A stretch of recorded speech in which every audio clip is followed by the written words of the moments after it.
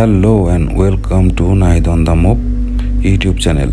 যে যেখান থেকে দেখতেছেন সবার প্রতি রইল আন্তরিক প্রীতি এবং ভালোবাসা। আজকে আমি আপনাদের সামনে হাজির হইলাম ছোট্ট একটা টপিক নিয়ে, সেটা হলো আর্মেনিয়ার ই ভিসা। কারণ ই ভিসাটা হচ্ছে বাংলাদেশের এখন সবচেয়ে বড় হট টপিক। অনেক বাংলাদেশি ভাই, যেমন বাংলাদেশ থেকে হোক, মধ্যপ্রাচ্য কিংবা বিশ্বের অন্যান্য দেশ থেকে আর্মেনিয়াতে আসতে চাইতেছেন, তাদের প্রধান টপিকটাই হচ্ছে ই ভিসা। তো অনেকেই কমেন্টস করে জানতে চাইছেন ই ভিসায় গেলে কী কী সুযোগ সুবিধা, আর কাজ পাবো কি না, টিআরসি পাবো কি না। তো সেই বিষয়ে আপনাদের সামনে কথা বলতে আসলাম। তো আমি যেহেতু আর্মেনিয়াতে আছি, তো সেই ক্ষেত্রে বাস্তব যে চিত্রটা সেটাই তুলে ধরার চেষ্টা করব আমি আপনাদের সামনে।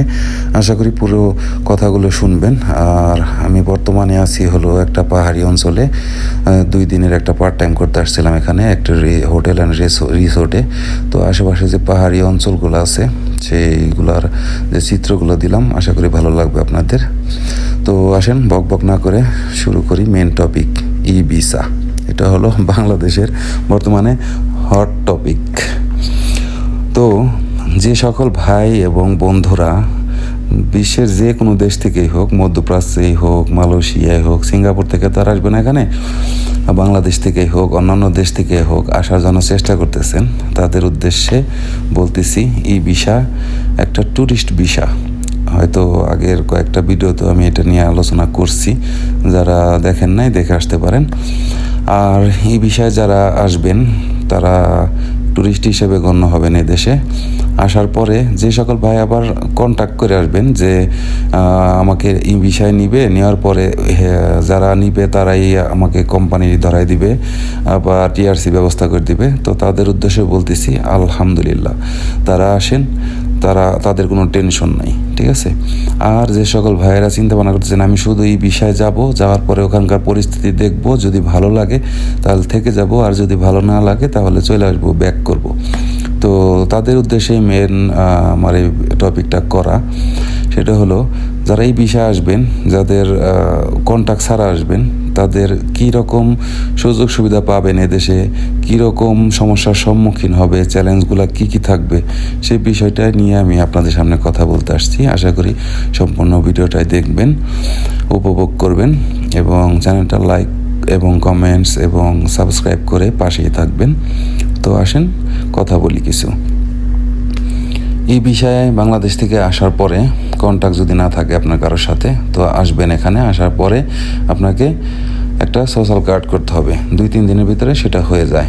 ট্রান্সলেশন থেকে শুরু করে সোশ্যাল কার্ড পাওয়া পর্যন্ত 2-3 দিনের ভিতরে হয়ে যায়। তারপরে আপনি এখানে কাজ করা শুরু করতে পারবেন, কারণ সোশ্যাল কার্ড ছাড়া আপনাকে কেউ কাজে নেবে না। তো যাই হোক, সোশ্যাল কার্ড করলেন, কাজ শুরু করলেন। কি কাজ করবেন, এখানে কিভাবে কাজ খুঁজে পাবেন?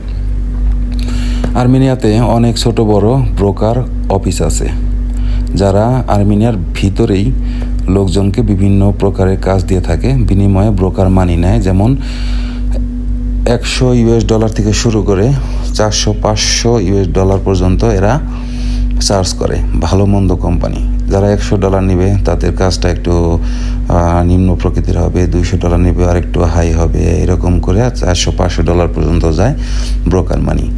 আর যদি এখানে আপনার আত্মীয় স্বজন থেকে থাকে, তারা আপনাকে হেল্প করতে পারে, সেটা আপনি ভালো জানেন যে আপনার কে আছে। আর যদি কেউ না থাকে, অবশেষে কাউকে নাই পান, ঠিক আছে, আমাকে নক দিন, আমি আপনাকে ব্যবস্থা করে দিব একটা কাজের, কোনো সমস্যা নেই। ফ্রি, 1 টাকাও দিতে হবে না আমারে।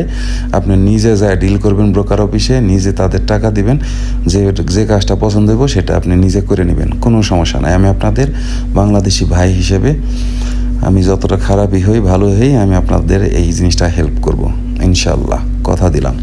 তো যাই হোক, আসার পরে আপনাকে যারা একা একা আসবেন, কোনো মানুষজন থাকবে না, তারা কি করবেন, কিভাবে কাজ খুঁজে পাবেন সেটা তো বললাম। এখন আসেন আপনি কি সমস্যার সম্মুখীন হবেন।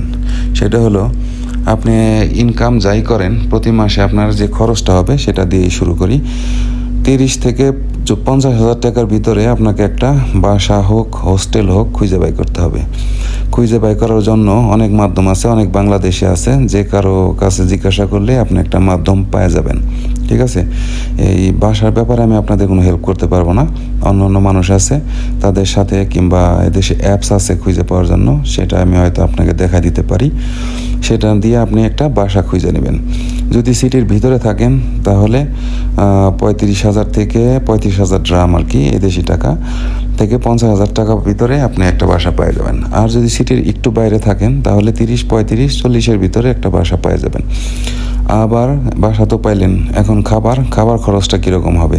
খাবার খরচটাও সেম 30-35,000 টাকা, সেটা আপনার খাবারের উপর নির্ভর করবে। আবার আপনার পকেট খরচও আছে, মোটমাট মনে করেন প্লাস মাইনাস 1 লাখ ড্রাম আপনার অনায়াসে প্রতি মাসে খরচ হয়ে যাবে। এখন আসেন ইনকাম কি করবেন। আপনি যদি কনস্ট্রাকশন সাইটে আপনি কাজ করেন তাহলে তারা থাকাও দিবে না, খাবারও দিবে না যদি আপনি জেনারেল লেবার হন, কিংবা একটু ভালো কোম্পানি যদি হয় হয়তো থাকার জায়গাটা দিতে পারে, খাবার আপনার নিজের হবে। আর যদি থাকার খরচ না দেয়, সেটা তো বললামই, 1 লাখ টাকা আপনার খরচ হবে এই দেশি টাকায়। আপনার থাকা খাওয়া নিজের পকেট খরচ, গাড়ি ভাড়া ইত্যাদি ইত্যাদি মিলাইয়া 1 লাখ প্লাস মাইনাস। আপনার ইনকামটা কীরকম হবে?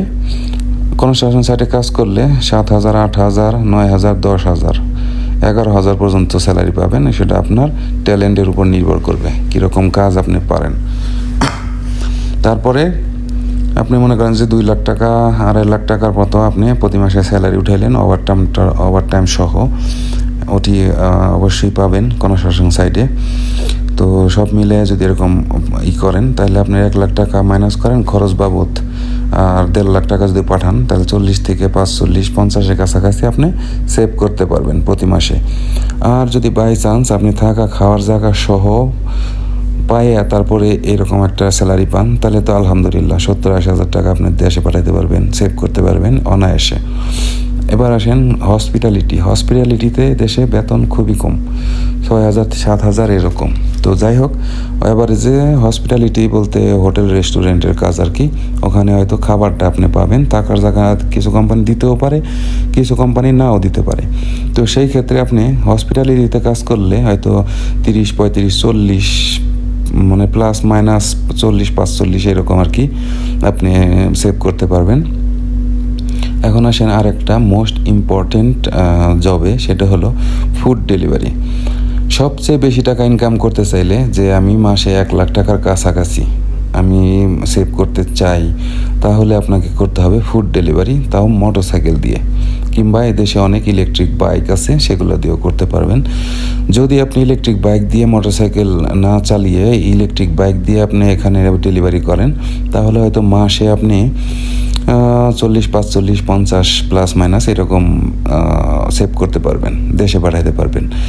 আর যদি কোন যে না আমার কাছে লাইসেন্স আছে, বাংলাদেশ থেকে আমি ইন্টারন্যাশনাল লাইসেন্স করে নিয়ে আসছি, তার মানে আপনি এখানে একটা মোটরসাইকেল চালাইতে পারবেন।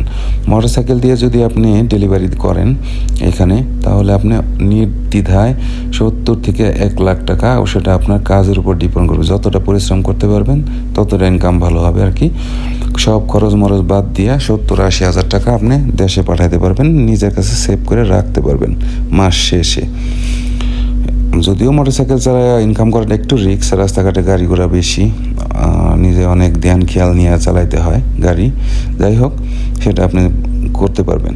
আর যদি কেউ বলেন না আমি ট্যাক্সি চালাবো, ভাই ট্যাক্সি আপনি চালাইতে পারবেন না, কারণ এদেশের যে ট্যাক্সির যে কোম্পানিটা আছে, ফুড ডেলিভারি আর taxi company same company, Yandex Go আর ইয়ানডেক্স ইট হইল ফুড ডেলিভারি, আর ইয়ানডেক্স গো হলো ট্যাক্সি।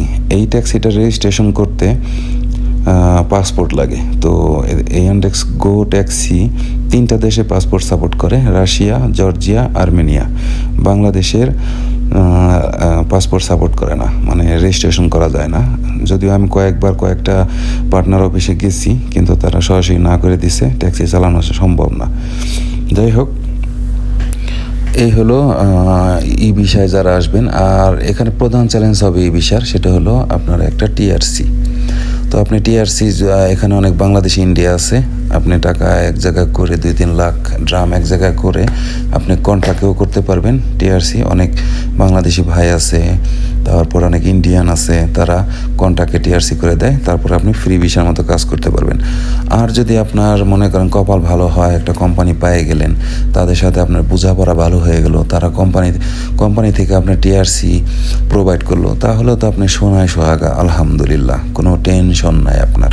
ঠিক আছে, স্ট্রাগল করতে হবে, আসার পরে ইনকাম করতে পারবেন, কাজের অভাব নাই। যদিও যখন বরফ পড়ে, প্রচুর শীত থাকে, তখন কনস্ট্রাকশন সাইডের একটু কাজ কম থাকে, অন্য মানে কাজ অর্ধেকে নেমে যায় আর কি। বর্তমানে যেমন কাজের প্রচুর চাহিদা, কিন্তু তখন কাজটা হয়ে যাবে অর্ধেক, মানে কাজের চাহিদা থাকবে আবার থাকবে না।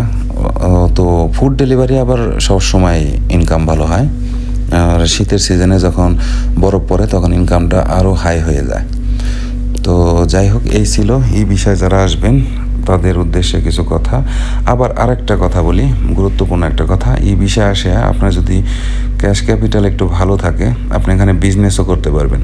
সরকার আপনার জন্য বসে রয়েছে, যদি আপনি বিজনেস করতে চান সেটাও করতে পারবেন, নির্দ্বিধায় বিজনেস করতে পারবেন।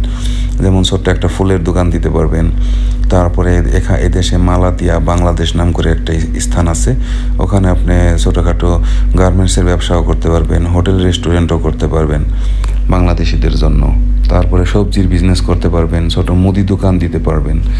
এ হলো বিজনেসের অনেকগুলো ক্যাটাগরি। সব বিজনেস তো আর করা সম্ভব না, ছোটোখাটো বিজনেসে আপনি করতে পারবেন। তো সেই ক্ষেত্রে বিজনেস করতে পারবেন নির্দ্বিধায়। আর যারা আসবেন তাদের প্রতি, সবার প্রতি একটা ছোট্টখাটো একটা গুরুত্বপূর্ণ টিপস রইল, ওই ফেসবুক, ইনস্টাগ্রাম, ইউটিউব চ্যানেলে সরাসরি দেখে চমকপ্রদ অ্যাড দেখে পাগল হয়ে কারো কাছে টাকা পয়সা দিয়ে ধরা না খাওয়ার অনুরোধ রইল। যাচাই বাছাই করবেন কইরা, যারা লোক নিতেছে আনতেছে, এরকম যদি লোক আপনার পান বিশ্বস্ত, তাহলে নির্দ্বিধায় চলে আসুন ভাই, এদেশে কাজের অভাব নাই, ইনকাম মধ্যপ্রাচ্য থেকে আপনি ভালো করতে পারবেন। তো আশা রইল সবার প্রতি, সবার সুন্দর ভবিষ্যৎ কামনা করলাম, শেষ করতে চাইতেছি। তো ভালো থাকেন, অবশ্যই আমার সাথে জুড়ে থাকেন।